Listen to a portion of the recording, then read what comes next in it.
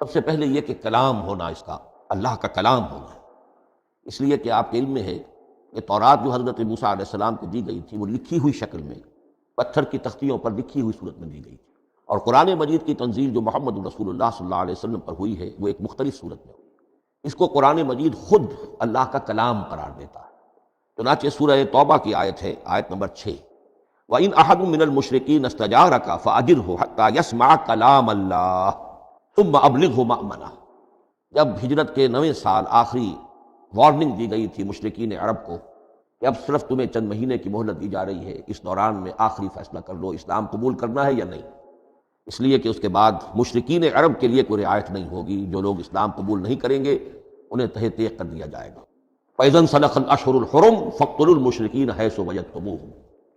جب یہ مہلت ختم ہو جائے تو ان مشرکین کا قتل عام کرو۔ اس کی وضاحت پھر جب سورہ توبہ ہم پڑھیں گے تو اس وقت ہوگی، اس وقت یقیناً ذہن میں کچھ اشکالات آئیں گے،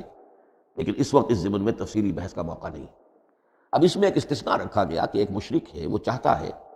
کہ اتنا بڑا چیلنج جو ہمیں دے دیا گیا، ہمیں موقع دیا جائے کہ ہم آئیں، آپ کے پاس بیٹھیں، کچھ دن رہیں، اللہ کا کلام سنیں،